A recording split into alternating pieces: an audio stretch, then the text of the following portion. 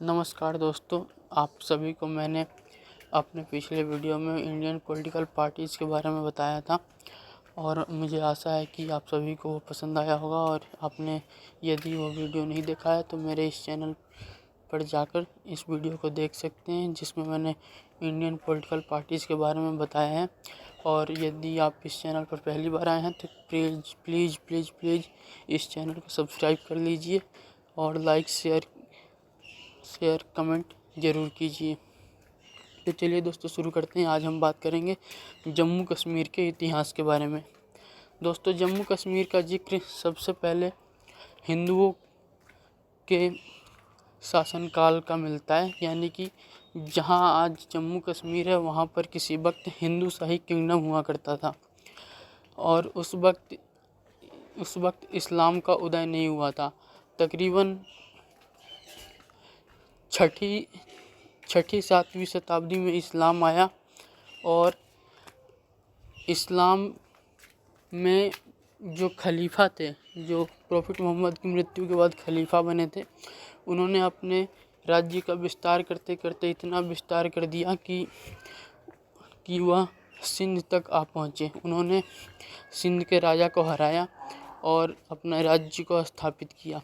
और इसी के साथ ही हिंदुओं पर वहाँ पर अत्याचार किया जाने लगा। हिंदुओं पर एक अलग से धार्मिक कर लगाया गया जिसका नाम था जजिया। और यानी कि जजिया उन्हें देना पड़ता है जो कि जिन्हें इस्लामिक फोर्स किसी देश में दोस्तों प्रोटेक्शन देती है। जैसे कि भारत में मुग़ल काल में हालांकि अकबर ने जजिया एबॉलिश कर दिया था, यानी कि हटवा दिया था, लेकिन अकबर से पहले के और फिर अकबर के बाद औरंगजेब ने जजिया हिंदुओं के ऊपर भारत में लगाया था। जजिया का कर यानी कि ये एक धार्मिक कर होता था जो कि धर्म के आधार पर देना पड़ता था हिंदुओं को, जबकि मुसलमानों को ऐसा कोई शर्त नहीं था कि उन्हें यह धन देना पड़ेगा, जजिया देना पड़ेगा। तो दोस्तों, इसी में मैं आपको बता रहा था कि हिंदू शाही किंगडम था जम्मू कश्मीर पहले।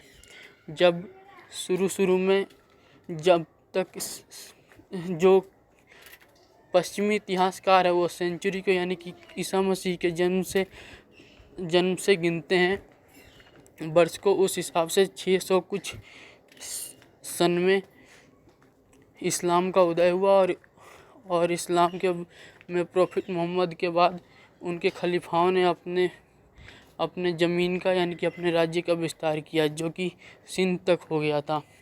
उसके बाद जब धीरे धीरे खिलाफत कमज़ोर पड़ी खलीफों की, प्रॉफिट मोहम्मद के बाद 4 खलीफे हुए थे, उन सब की जब शक्ति कम पड़ी तो धीरे धीरे राज्य कई टुकड़ों में बट गए। और दोस्तों, मैं आपको बता दूं कि उसके बाद जो कि टर्किक ट्राइब थी, जो कि अफ़गानिस्तान की तरफ की है, वो सभी की सभी भारत की ओर एक्सपेंड करना चाहने लगे, क्योंकि भारत में बहुत ही ज़्यादा धन बरसता है। यानी कि भारत को सोने की चिड़िया यूँ ही नहीं कहा जाता था, या फिर कहा जाता है अभी भी कि पुराने ज़माने में हम सोने की चिड़िया थे। दरअसल बात यह है कि भारत में बहुत ही ज़्यादा ट्रेड होता है और उत्पादन वगैरह बहुत अच्छा है। तो दोस्तों, मैं आपको बता रहा था कि जम्मू कश्मीर की बात है। हिंदू शाही किंगडम जब सिंध तक जो इस्लामिक फौजी आए थे, उन्होंने जब जीत लिया तो उसके कुछ समय बाद हिंदू शाही किंगडम भी हार गया और वो सभी इस्लाम के हाथों में चला गया। उसके बाद दोस्तों, हिंदू शाही किंगडम सालों तक उन्हीं के शासन में रहा। फिर बाद में धीरे धीरे हिंदुओं ने रिवोल्ट किया और फिर जैसा कि आप जानते हैं कि जहाँ तक मेरे को ध्यान है, गुलाब सिंह थे राजा जम्मू कश्मीर में सबसे पहले वो एक के बाद एक गुलामी मानते गए। सबसे पहले इस्लामी शासकों का, फिर मुग़लों का, फिर उसके बाद ब्रिटिश का, फिर भारत का वो नहीं मानना चाह रहे थे। 1947 में जब विलय की बात हो रही थी जम्मू कश्मीर की भारत में, तो वहाँ के राजा थे राजा हरि सिंह, और मैं उनके पुत्र का नाम जानता हूँ। यदि आप जानते हैं राजा हरि सिंह के पुत्र का नाम तो प्लीज़ कमेंट में ज़रूर लिखिएगा, और साथ ही बताइएगा कमेंट में कि मेरा ये वीडियो आपको कैसा लगा। तो दोस्तों उस वक्त जो है 1947 में राजा थे जम्मू कश्मीर के राजा हरि सिंह, जो कि ना पाकिस्तान में मिलना चाहते थे और ना ही हिंदुस्तान में यानी कि भारत में। उनका व्यू था कि वो एक स्विट्ज़रलैंड की तरह अकेला और स्वतंत्र देश पर राज करेंगे, परंतु ऐसा हो नहीं सकता था और हो नहीं पाया। दरअसल जैसे ही आज़ादी मिली दोनों देशों को, सन 1948 में युद्ध हुआ था। और यदि आपको पता हो तो भारत और पाकिस्तान के बीच, इसकी वजह थी जम्मू कश्मीर, जिस पर कब्जा करने के लिए मोहम्मद अली जिन्ना ने अपनी सेना भेज दी थी और सामने से ये कहा कि हमने कुछ नहीं किया ऐसा, जबकि वो पाकिस्तान की सेना थी। जिसको रोकने के लिए एक बहुत ही बहादुर राजा हरि सिंह के खास एक व्यक्ति था, उसका नाम मुझे ध्यान नहीं आ रहा। आप लोग यदि सुनते होंगे हिस्ट्री वगैरह के बारे में, पॉलिटिकल साइंस के बारे में, तो आपको उसे भी शायद पता हो, मेरे को भी ध्यान नहीं आ रहा। उसने एक बहुत ही अच्छी लड़ाई लड़ी और जो जम्मू कश्मीर पर, पूरे जम्मू कश्मीर पर कब्जा हो जाता यदि वो नहीं होता तो, वो व्यक्ति नहीं होता तो। लेकिन उन्होंने वीरता से लड़ते हुए अपनी कुर्बानी दे दी। उसके पश्चात दोस्तों राजा हरि सिंह के बारे में ये मशहूर है कि ये कहा जाता है कि उन्होंने अपने सिपाहियों को कहा कि यदि भारतीय फौज सुबह होने तक ना आ पाए यहाँ, तो आप मेरे को नींद में ही गोली मार देना। इसकी वजह ये थी कि पाकिस्तान की तरफ से हमला हुआ था और कश्मीर की सेना बहुत कमज़ोर थी, और कश्मीर की सेना में बगावत भी हो चुकी थी, और बगावत के साथ ही गिलगिट बाल्टिस्तान की तरफ के कुछ मुस्लिम सोल्जर्स ने पाकिस्तान में अपना विलय कर दिया और बाकी जम्मू कश्मीर पर कब्जे के लिए हमला किया पाकिस्तान ने। इसके बाद उस वक्त अंग्रेज़ पूरी तरीके से भारत से गए नहीं थे, तो अंग्रेज़ों की सलाह पर जो पंडित जवाहरलाल नेहरू, हालांकि पंडित जवाहरलाल नेहरू इस मसले को, जम्मू कश्मीर के मसले को ले गए यूनाइटेड नेशन, जिसे कि भारत में बहुत सारे लोग पंडित जवाहरलाल नेहरू की मूर्खता कहते हैं, क्योंकि ऐसा मानते हैं सब लोग कि भारत की सेना पाकिस्तान की सेना को आसानी से हराकर पूरे जम्मू कश्मीर पर अपना आधिपत्य स्थापित कर सकती थी, उसका भारत में विलय करा सकती थी। लेकिन नेहरू ने ऐसा नहीं होने दिया और वो इस मसले को, जम्मू कश्मीर के मसले को यूनाइटेड नेशंस में ले गए, जो कि आज तक भारत के लिए नासूर बना हुआ है।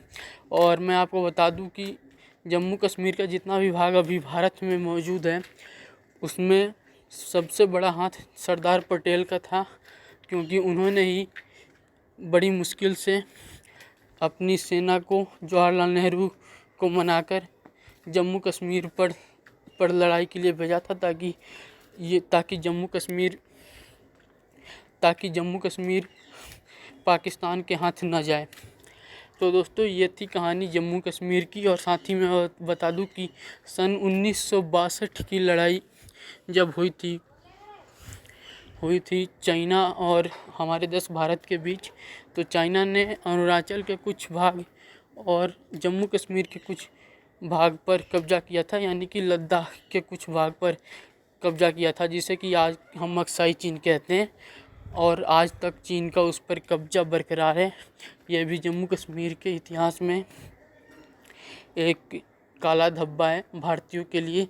हालांकि चीनियों के लिए तो अच्छा ही है, पर हम मानते हैं कि एक बहुत ही काला धब्बा है कि हमारी सेना पूरी कोशिश और सामर्थ्य से लड़ने के बावजूद भी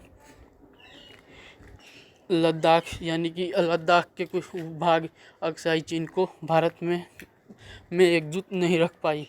इसके अलावा 1962 में अरुणाचल प्रदेश का भी कुछ भाग जीता था, जैसा कि मैंने आपको अभी भी बोला, और अक्साई चीन भी जीता था और अरुणाचल प्रदेश से चीन की सेना वापस लौट गई और अक्साई चीन को अपने कब्जे में रखा। हालांकि अब सुनने में आता है कि न्यूज़ में कभी कभी सुनने में आता है कि उन्होंने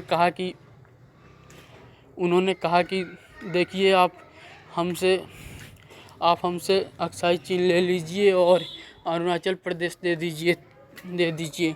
अब ऐसा इसलिए कह रहे हैं ताकि वहाँ पर अरुणाचल प्रदेश में बुद्धिस्ट लोगों का कुछ खास जगह वगैरह है और उसकी वजह से वहाँ पर बार बार अनरेस्ट देखने को मिलता है। इस वजह से चाइना यह कह रहा है।